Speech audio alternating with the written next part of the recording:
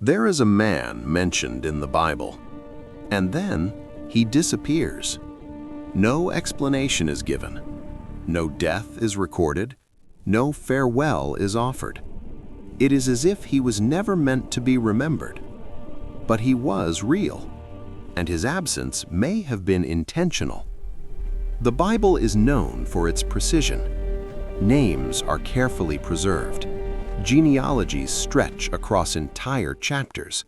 Kings, prophets, servants, and lineages are recorded in detail. So when a name appears briefly and then vanishes completely, it forces an uncomfortable question. Why would something be mentioned only to be left unfinished? Who was this man, and why does the text move forward as if nothing happened? His name appears quietly, without ceremony or emphasis. There is no dramatic introduction, no heroic deed, no defining moment attached to him. Just a name, and then silence. Most readers never notice it. The story continues. The next verse shifts focus. Another figure enters the narrative. But ancient scripture does not waste words. When something is included, it serves a purpose, and when something is removed, that absence carries meaning. Some scholars believe this man's role was far greater than the text allows us to see. Others suggest his story was deliberately shortened, not because it lacked importance, but because it carried risk. Not erased by accident, not lost in translation, but reduced by intention. In the ancient world, a name was more than identification. A name represented calling, legacy, and memory.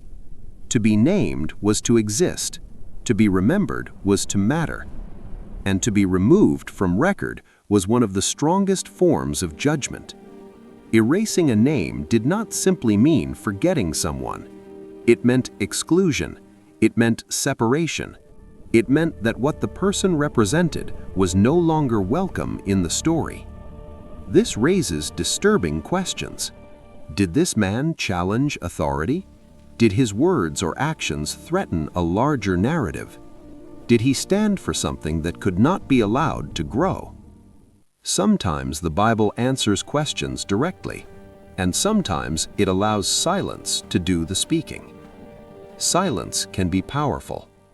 There are moments in Scripture where what is not said matters more than what is written. This is one of those moments. The disappearance of this man creates a gap in the text, and gaps are not random. They slow the reader down. They interrupt the flow. They demand attention, because interruptions exist for a reason. Some believe his story was never meant to be fully told, not because it lacked meaning, but because it pointed beyond itself. It was not about the man alone. It was about what his absence represented: a warning, a transition, a shift in direction. Throughout biblical history, silence often follows conflict. When authority is questioned, when truth becomes uncomfortable, when obedience collides with consequence. This makes the missing story even more unsettling, because if his presence mattered enough to be recorded, then his absence matters even more. And this is not an isolated pattern. There are other names in Scripture that appear briefly and then disappear without explanation. Other moments where the narrative moves on without resolving what was introduced. When you begin to notice this pattern, it changes the way you read the Bible. You stop reading only what is written, and you begin asking why something is missing. You begin to see that absence is sometimes intentional, because removal is not always about erasing truth. Sometimes it is about protecting it. Sometimes it is about delaying it. And sometimes it is about allowing the reader to discover it on their own. This man may be gone from the text. His story may remain unfinished. His name may never appear again. but the silence he leaves behind continues to speak.